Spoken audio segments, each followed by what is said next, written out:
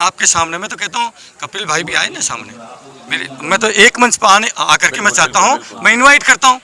क्या सही है क्या गलत है, दूध का दूध पानी का पानी हो जाएगा। आप उनको भी बुलाइए, मैं भी आता हूँ।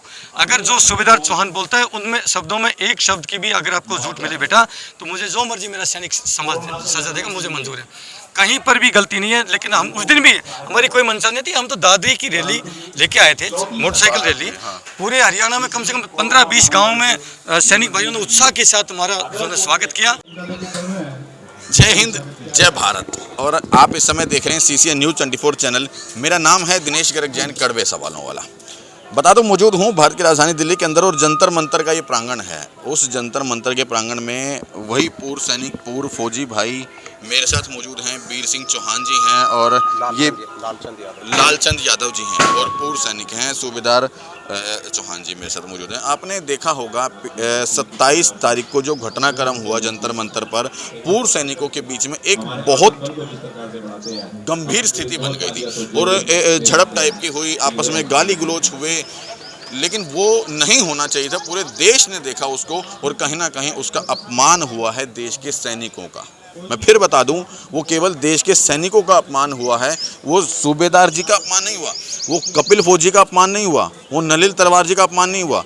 वो जंतर मंतर के अगर धरने का अपमान हुआ है, जंतर मंतर पर बैठे पूर्व सैनिकों का अपमान हुआ है। क्योंकि पूरे देश के सैनिकों ने सिर्फ ये जाना है कि जो जंतर मंतर पर धरना चल रहा है वो आपस में भिड़ंत हो गई है।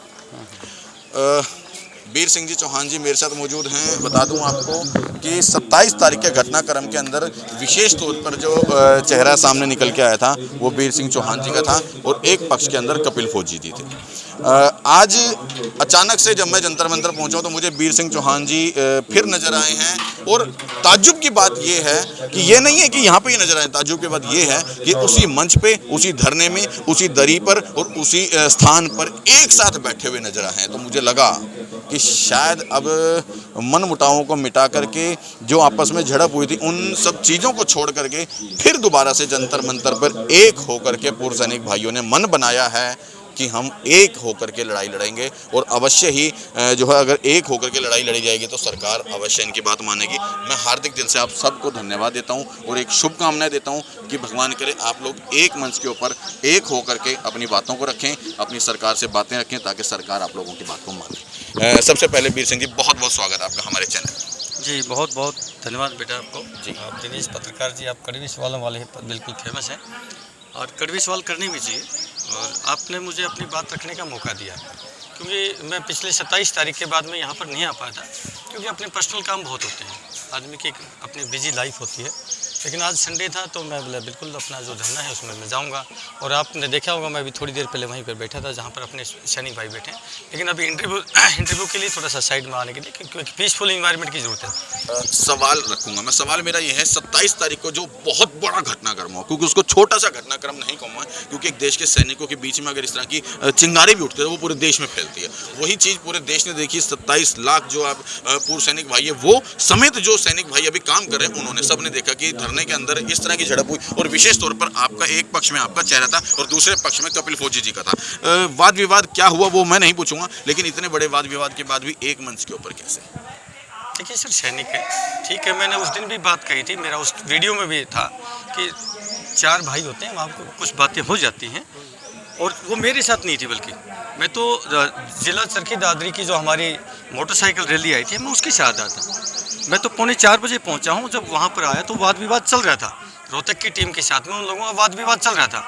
वहां आकर के जैसे ही पत्रकार महोदय ने मेरे को पूछा, चौहान साहब, क्योंकि सब जानते हैं, आप तो सब जानते हैं, मेरे इंटरव्यू लेते रहते हैं, तो उन्होंने पूछा चौहान साहब ये क्या हो रहा है, क्या हो रहा है। मैंने तो यही बात की स्माइलिंग फेस में कि नहीं यार कुछ नहीं, बात छोटी मोटी बातें होती रहती है, सब चल जाए, इसको ठीक कर लेंगे। मैं आज भी कह रहा हूँ कि आज भी हम साथ में हैं, हम दूर थोड़ी हैं। ये लड़ाई साझा लड़ाई, किसी एक व्यक्ति की लड़ाई तो है नहीं। ये जो विसंगति हुई है आप मेरे साथ भी हुई है और 28 लाख जो सैनिक सबके साथ हुई है। आज हम इस आंदोलन के साथ थे, हैं, रहेंगे। हम आंदोलन को, जैसे हम पर एलिगेशन लगाए गए, मैं अपना नंबर छोड़ता हूँ सबसे पहले तो। कुछ लोग सैनिक भाइयों को कुछ ये अंदेशा है कि शायद हम हो सकता है इस आंदोलन को ख़राब करने आए हों। हो सकता है जैसे उसमें बोला गया कि अफसरों के द्वारा भेजे गए हैं, सरकार द्वारा भेजे गए हैं। भाई मेरा कॉन्टैक्ट नंबर है 8368 002355, मेरा कॉन्टैक्ट नंबर है। और ये मेरा नाम है सूबेदार वीर सिंह चौहान। ठीक है, ये मेरा कॉन्टैक्ट नंबर है। दिनेश जी, मैं पहले दिन से ये आंदोलन का जो आगाज़ हुआ, कपिल मेरे से आज का नोन नहीं है, मेरा छोटा भाई है, मैं छोटे भाई जैसे इसको ट्रीट करता हूँ। फ़ोन आया उसका कि चौहान साहब आप अच्छे बोलते हैं, आप वर्दी में पहन करके अच्छा वीडियो बनाते हैं, एक वीडियो बनाइए। मेरे पास सारे प्रूफ हैं कपिल का, मैं अभी आपको निकाल के दिखाता हूँ कि मैंने उसके पास वीडियो बना के भेजा है नहीं भेजा। और उस वीडियो में मैंने उनकी कपिल की और उसकी टीम की, सबका सैनिक संघर्ष कमेटी की कितनी तारीफ कर रखी। अगर मेरे मन में कोई जेलसी होती, कोई द्वेष होता या मैं उनके खिलाफ होता तो मैं शायद उनकी तारीफ नहीं करता। ये तो प्रत्यक्ष है, ये मेरे व्हाट्सएप में कपिल के नाम से मेरा उसका नंबर फीड है और उसके पर भेज रखा है। कपिल ने उसका वीडियो को 2.5 मिनट के आसपास का था, उसको अपना यूट्यूब का उसके ऊपर लगा करके पूरे देश में सर्कुलेट किया। मेरे भी जितने सर्कल थे मैंने भी अपने उसको वीडियो को वायरल किया। यानी कि हम डे फर्स्ट से ही, पहले दिन से ही धरने के साथ में थे, हैं, रहेंगे। बीच में कुछ ऐसी दूरियां आई, किस कारण से आई वो उसका एक कारण है।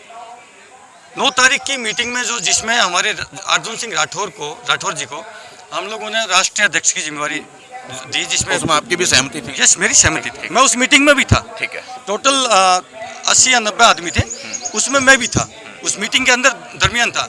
और लोकेंद्र जी, कैप्टन लोकेंद्र जी का एक यूट्यूब चैनल है, आप उसमें चेक करिए। मैं खड़ा होकर के जब बीच में कुछ विरोधाभास होने लगा, मैंने खुद खड़ा होकर के अपने सारे सैनिक साथियों को कहा कि यार हम बड़ी बड़ी सैनिक एकता के नारे लगाते हैं और आप यहाँ पर सैनिक एकता दिखा नहीं रहे, वो दुर्भाग्य की बात है। ठीक है, इन लोगों ने इस आंदोलन का आगाज़ किया है तो क्या इनको एक अपना अध्यक्ष चुनने की भी वो नहीं है? मैंने ये बातें शब्द कही, अगर इन शब्दों से एक शब्द भी अगर अटके जाए तो साहब मुझे जो मुझे सजा देना। हमने उनका समर्थन किया, उनकी सहायता की और यहाँ पर हंसी खुशी वहाँ पर उस मीटिंग को ख़त्म करके हम यहाँ पर आए। उसी मीटिंग में फैसला होता है राष्ट्रीय अध्यक्ष चुनने के बाद में कि भाई स्टेट वाइज एक रिप्रेजेंटेटिव आप अपना लेके आओ। ठीक है। क्योंकि मैं हरियाणा से बिलोंग करता हूँ और हरियाणा के लोगों के साथ में गया। स्टेट वाइज यूपी वाले अलग गए, हरियाणा वाले अलग गए, पंजाब वाले अलग गए, यूपी वाले, राजस्थान वाले अलग गए। ऐसे स्टेट वाइज हमने वहाँ के हरियाणा के जो हमारे सिपाही अतर सिंह डांगी, टोटल हम 16 या 17 तादाद में थे। 16-17 आदमी ने हमने सर्वसम्मति से श्री अतर सिंह डांगी, सिपाही अतर सिंह डांगी को हमने हरियाणा की कमांड सौंपी। ठीक है, अतर सिंह डांगी जी ने बहुत मेहनत से काम किया है, इसमें कोई शक नहीं है। उन्होंने व्हाट्सएप ग्रुप बनाया ज्वाइंट एक्शन कमेटी हरियाणा के नाम से और हजारों सैनिकों को उसमें जोड़ा। उनका मन में कोई द्वेष नहीं था। लेकिन बीच में हमें पता चलता है 2-3 दिन बाद में एक मैसेज आता है कपिल भाई की तरफ से, पहल होती है कपिल की तरफ से। वो आता कि भाई ये सिपाही अतर सिंह डांगी है, इसको किसने प्रधान बनाया, ये अपने आप को इसमें प्रधान लिख रहा है। बल्कि अतर सिंह डांगी जी ने एक अपनी वो जिम्मेवारी समझते हुए हम लोगों से पूछा, मेरे से पूछा कि चौहान साहब मैं क्या लिखूँ, प्रधान लिखूँ या क्या लिखूँ, कन्वेनर लिखूँ। मैं साहब आपको पूरी सर्वसम्मति से 16 आदमी थे हरियाणा के जो उस मीटिंग में जिन्होंने शिरकत की है, वो 16 आदमी नहीं थे, वो पूरा हरियाणा था। मीन्स कहने का तात्पर्य है कि जो उस दिन आए थे वो 16 आदमी थे, पूरा हरियाणा था, क्योंकि पूरे 16 आदमी हरियाणा को रिप्रेजेंट कर रहे थे। पूरे देश में से 80 आदमी रिप्रेजेंट कर रहे थे जिन्होंने राष्ट्रीय अध्यक्ष को चुना। अगर कंपेरेटिवली आप देखें, मैं समझ गया। जितने हमारे स्टेट हैं, अगर 80 से डिवाइड करेंगे तो पर स्टेट तीन आदमी की भी वो तादाद एवरेज नहीं आती। लेकिन हमारे स्टेट के तो 16 आदमी थे। मेरे पास ग्रुप फोटो भी है, सबका एक का कॉन्टैक्ट नंबर है। अगर मेरी इन बातों में जो आदमी 16 थे कहीं पर भी आप मिल जाए, मैंने नंबर छोड़ दिया है, मेरे से बात करें। और आपके सामने मैं तो कहता हूँ कपिल भाई भी आए ना सामने, मैं तो एक मंच पर आकर के मैं चाहता हूँ, मैं इन्वाइट करता हूँ। क्या सही है क्या गलत है, दूध का दूध पानी का पानी हो जाएगा। आप उनको भी बुलाइए, मैं भी आता हूँ। अगर जो सूबेदार चौहान बोलता है उनमें शब्दों में एक शब्द की भी अगर आपको झूठ मिले बेटा, तो मुझे जो मर्जी मेरा सैनिक सजा देगा, मुझे मंजूर है। कहीं पर भी गलती नहीं है। लेकिन हम उस दिन भी हमारी कोई मंशा नहीं थी, हम तो दादरी की रैली लेके आए थे, मोटरसाइकिल रैली। पूरे हरियाणा में कम से कम 15-20 गाँव में सैनिक भाइयों ने उत्साह के साथ हमारा उन्होंने स्वागत किया, हौसला अफजाई की, यहाँ तक पहुँचे हैं। यहाँ से वापसी जब रैली गई तो मैंने भी अपने गांव में, मेरे पास वीडियो भी है, मैंने अपने गांव में भी जो है उस रैली का, क्योंकि मेरा गांव रेवाड़ी उसमें दादरी में पड़ता है, उसका स्वागत किया। जो हमसे बन पाता था उनको सब सम्मान दिया। हमारा आज पहले दिन से लेकर आज तक कोई हमारा ध्येय नहीं है हम इस धरने को कमज़ोर करें। लेकिन दुर्भाग्य की बात यह है इन्होंने मेरे ऊपर एलिगेशन लगाया। एलिगेशन क्या लगा कि ये पॉलिटिकल पार्टी का है। हाँ, आपके ऊपर यही एलिगेशन लगातार कपिल जी लगाते हैं कि ये राजनीतिक पार्टी के हैं और हम किसी को भी राजनीतिक पार्टी के व्यक्ति को यहाँ पर अनुमति नहीं देंगे कि वो मंच और माइक ले। दूसरा मेरा सवाल उनसे ये भी रहा था कि अगर वो राजनीतिक पार्टी के हैं तो वो होंगे किसी पार्टी से, यहाँ पर आकर तो राजनीति नहीं कर रहे। लेकिन उनका ये कहना था कि ये अपनी एक राजनीतिक इन्होंने कोई लीग बना रखी है, उसके राजनीतिक पार्टी के ये अध्यक्ष हैं और इसलिए हम किसी भी राजनीतिक पार्टी के व्यक्ति को नहीं आने देंगे। दूसरा उन्होंने एक और आरोप लगाया था कि वो हमने यहाँ पर किसी भी धर्म की, किसी जाति की इन बातों के लिए मनाही की थी और वो तमाम तरह की यहाँ पे बातें कर रहे थे। तीसरा आरोप आपके ऊपर ये लगाया था कि वो अफसरों के द्वारा भेजे गए नमूने थे। मैं पहले तो राजनीति का जवाब देता हूँ। बिल्कुल, मैं कोई इस चीज़ के लिए डिनाई नहीं करता हूँ। मैंने सैनिक समाज के उत्थान के लिए, हम पूर्व सैनिकों ने सैनिक समाज के उत्थान के लिए आज नहीं 3 साल पहले से जनता ब्रिगेड पार्टी बना रखी है। जनता ब्रिगेड बना रखी है। ये कोई राजनीतिक पार्टी है? बिल्कुल राजनीतिक पार्टी है, बिल्कुल राजनीतिक पार्टी। इसमें क्योंकि जो सच्चाई है उसको कोई डिनाई नहीं कर सकता। मैं पूछना चाहूँगा कपिल भाई से, क्या 20 तारीख से पहले कपिल जी मुझे जानते थे? कपिल भाई मुझे जानता था, क्या उसको पता नहीं था कि पार्टी बना रखी है? जब मेरे से वीडियो बना करके इस मूवमेंट के लिए, आगाज़ करने के लिए वीडियो बनवाते हैं, तब नहीं पता था। नंबर 2, मैं आज तक मैं उसको चुनौती देता हूँ भाई को।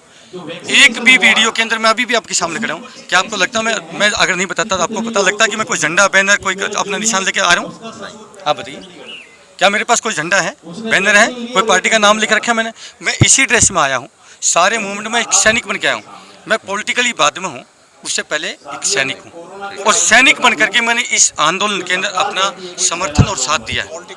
कोई पॉलिटिकल एक भी बात, मैं सैनिक भाइयों आपसे हाथ जोड़ के प्रार्थना करता हूँ, मेरे जितने भी वीडियो हैं, और आपको तो पता, आपने पहले भी चाहे 20 तारीख की कॉल दी हो, चाहे 3 तारीख की डीएम महोदय को कॉल दी हो, सभी मैं यहाँ पर जंतर मंतर पा के अपने सैनिक भाइयों को आगाज़ किया है और एक बहुत बड़ी कॉल मिलाई है और सभी में अपील करी गई, भाई फौजी भाइयों निकलो मैदान जंग में। तभी भी मैं किसी भी पार्टी का निशान या झंडा लेकर के कोई पार्टी का नाम नहीं लिया।